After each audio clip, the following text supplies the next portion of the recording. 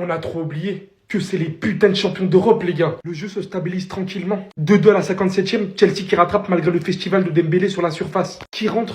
Kvaratskhelia. Pas sur décisif sur le but de Vitinha, qui vient littéralement lober le gardien et mettre le 3-2. Mais en fait, ce mec est venu dire: comment osez-vous me mettre sur le banc? Il a mangé du lion peut-être. Celui que vous voyez ici, c'est lui. Encadré par je ne sais combien de défenseurs qui s'enfoncent. Vient chercher un angle de frappe et vient littéralement tuer le gardien, tuer le match, faire le break. Et derrière, il vient terminer la rencontre. Dans un monde où tous les joueurs du PSG commencent à récupérer petit à petit leur niveau, sachant qu'on les a beaucoup jugés cette saison, je vous rappelle. Mais jamais on les a vus à 100%, en plein effectif comme la dernière saison. Et là, on voit bien que ça fait rapidement la différence. Le leadership de Dembélé par-dessus qui continue, digne du ballon d'or qu'il est sur son deuxième but. Non, Chelsea, vous aviez trop parlé lors de la finale de la Coupe du Monde des clubs. Pensez que ces mecs n'auraient pas eu de rancune après cela, même si c'est une compétition totalement différente. Fallait pas parler. Chialez maintenant, ça fait 9 mois que vous marcelez, chialez. Ah les gars, c'est les choses sérieuses. Tout avait bien commencé, but de Bradley qui ressemble beaucoup à celui de Lavezzi contre Chelsea il y a 11 ans. Ils ont rien proposé, mauvaise équipe. 2 buts, 2 cadeaux. Le premier il y a personne sur Malo Gusto. On sait pas blâmer Safonov sur ce but, c'est Nuno Mendes à la base, il y a personne. C'est un match important quand il y a la Ligue des Champions, Ousmane il se cache jamais. Arrête Molotov Safonov, si important mon frère, devant Cole Palmer juste après contre-attaque, qui lance Dembouz, Achraf Hakimi, ça c'est un appel de numéro 9. Ça fait but, 2 buts à 1. À dire que William Pacho, et je le redis encore une fois, c'est le meilleur défenseur central du monde. João Pedro, je te voyais faire le malin contre Aston Villa. Ça dit quoi aujourd'hui? Nuno Mendes, arrête avec tes transversales au milieu de terrain, s'il te plaît. Pourquoi Doué t'as pas envie d'attaquer le ballon? Neto il passe devant. Doué, Zaïre Emery, Marquinhos. C'est catastrophique. Puis le gardien il prend la confiance tranquillement. Tu savais pas que Bradley il a des longues jambes de 3,50 m, tu savais pas ça? Là on parle de vrai milieu de terrain qui ne chie pas dessus en Ligue des Champions. Il envoie un lob, ça il faut une inspiration de fou. 3-2 là on se dit quoi? Là c'est bon, mais il en faut encore un. Si monsieur Ligue des Champions qu'on appelle Gvisha Kvaratskhelia a décidé de rentrer. Ça c'est pas vos ailiers pourris qui sont décisifs une fois tous les 15 matchs. Il vient de rentrer, il provoque, il envoie une enroulée, le gardien peut rien faire du tout. Ça en fait 4, 4-2. Et c'est pas fini puisqu'il fallait les enterrer. 3 buts d'avance. Encore un but de Kvara. C'est monsieur Ligue des Champions. Il y a écrit quoi ici? Champion d'Europe. Champion d'Europe. Respectez-nous. À ce qui paraît, Chelsea venait sur Paname pour nous faire danser. Danser tout Paname? C'est celle-là, Kevin? Hein? C'est nous, on a fait danser Caicedo. C'est nous, on a fait danser votre gardien. Il est parti ramasser la balle 5 fois dans ses cages. Ah! Palmer. Ça, c'est un ballon d'or. Ça, c'est notre numéro 10. João Pedro. Pacho, il l'a mis dans sa poche. Il l'a mangé sur tous les ballons, tous les duels. Tout. Et puis, il était où votre Caicedo? Il était où votre Caicedo pour aller récupérer les ballons dans les pieds de Kvara? Quelle entrée en jeu de Kvaratskhelia. Il est rentré, il a montré à Doué la dalle qu'il fallait avoir quand tu joues en Ligue des Champions. Vous nous avez mis 3-0, on vous a mis 3 buts d'écart. C'est bon, on est quitte maintenant. Et au match retour, on va vous éliminer. N'oubliez pas qu'on est champion d'Europe en titre et qu'on a le ballon d'or dans notre équipe, ok? Les gars là, tous les blues là, calmez-vous. Calm down. Go sleep. Tout le monde voyait Chelsea gagner dans les sondages, tout le monde. On vous a montré, respectez-nous. C'est des putains de champions d'Europe.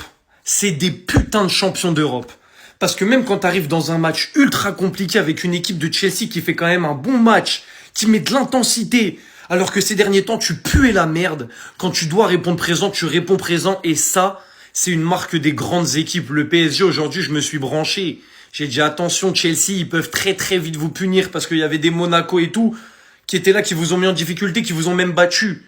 Mais non, le PSG, quand les gens ont leur télé allumée pour eux, le PSG... Dembélé, le but qu'il met, j'ai l'impression que les défenseurs, ils cherchent encore le ballon. Kvara qui fait une entrée, qui met un doublé. Vitinha qui envoie un lob des enfers. Barcola qui met une barre rentrante. Quel match ils ont fait. Et on s'est dit, c'est peut-être serré, peut-être même Chelsea, ils ont l'avantage. Mais non, les gars, non. 5-2, froidement. Le retour au bridge, ok, retour au bridge. Ils vont prendre 3 buts d'écart au bridge. Oh, mais non. Kvara, en fait, vous avez pas compris, c'est un enfant. Il aime pas qu'on l'embête, il aime pas qu'on le punisse. Aujourd'hui, il était pas titulaire, il a dit, ah ouais, coach, c'est comme ça, tu me mets pas titu. Doublé. Il y a 3-2 pour Paname, ce qui est très compliqué pour aller au retour au bridge avec un but d'avance. Même si c'est jouable, il a mis doublé 5-2 cash. Cash. Tu vas me dire quoi, coach, maintenant? Tu vas me mettre sur le banc?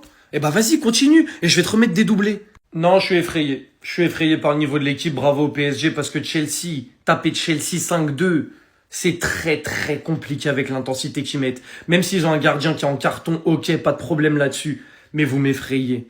Et là, le PSG, s'ils sont pas remontés dans l'estime des gens pour les favoris de la Ligue des Champions, parce que là, il y en a très peu qui les mettaient, si avec ce match-là, ils sont pas remontés, je sais pas ce qu'il vous faut de plus. C'est trop cette équipe. C'est trop. Les gars, ça a tiré au quartier. Une bastos, 2 bastos, 3 bastos, 4 bastos, 5 bastos. Les mecs de Londres, ils ont couru. Énervez-nous encore. Énervez-nous encore. Allez-y. Énervez-nous encore. Collez les fronts. Collez les fronts. On va tirer encore. C'est bon ou pas? En fait, les gars, de base, je voulais rester humble. Je voulais vous dire, les gars, parisiens, parisiennes, restons humbles. Mais eux, ils ont trop parlé. Quand c'est pas une compétition en été qui compte pas sous 45 degrés dans le pays du soccer, c'est plus compliqué. Toi aussi, là, continue à montrer l'insigne de champion du monde de soccer. Continuez. Allez-y, continuez. Continuez. Ce soir, c'est la compétition des grands.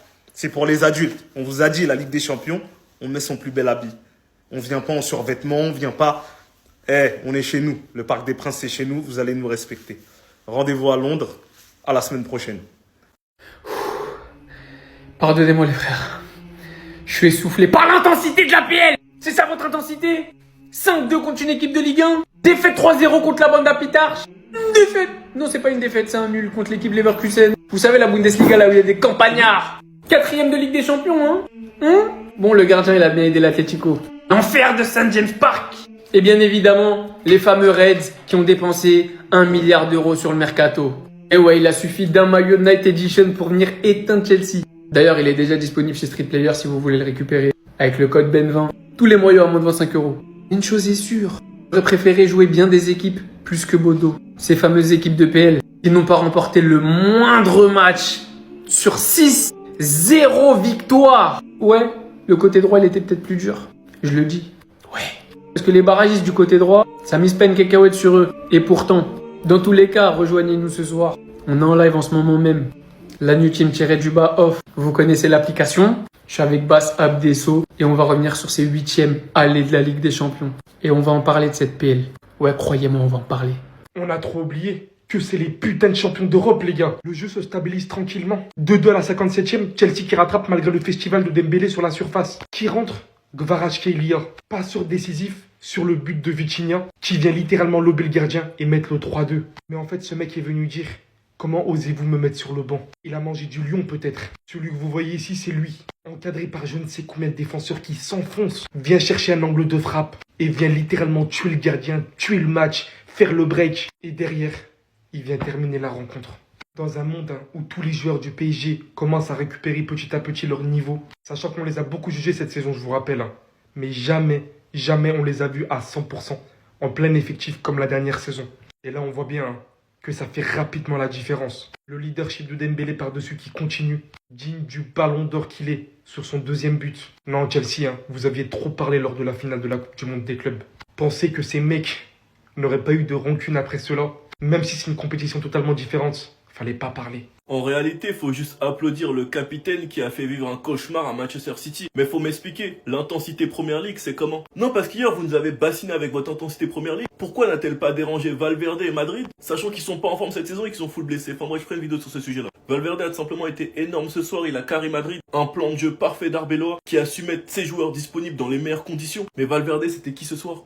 C'était CR7, c'était R9, le joueur avec la meilleure discipline sur le terrain, qui a fourni énormément d'efforts, que ce soit défensif ou offensif, qui a fait partie du plan clé d'Arbeloa, l'anti-Doku, présent sur les prises à 2, prises à 3, Doku qui a été inexistant ce soir. On verra si vous allez être aussi dur qu'avec Yamal en expliquant qu'il s'est fait pocket alors que vous avez tous très bien vu qu'il a été pris à plusieurs. On verra votre hypocrisie ce soir. Et la qualité des buts de Valverde, c'était énorme. Le premier sur une passe de Courtois, qui mange O'Reilly et qui élimine Donnarumma. Grosse erreur de la part de Donnarumma. Sur une superbe passe de Vinicius extérieur du pied, Valverde n'a plus qu'à la terminer. Et le troisième but qu'il a fait à Gueye Sombrero dans la surface. Reprise. Triplé pour Valverde en Ligue des Champions, sachant qu'ils étaient pas favoris. Faut juste applaudir la performance du capitaine. Enfin bref, sinon vous les gars, vous en pensez quoi? Ramenez-vous sur Snap, on s'ennuie.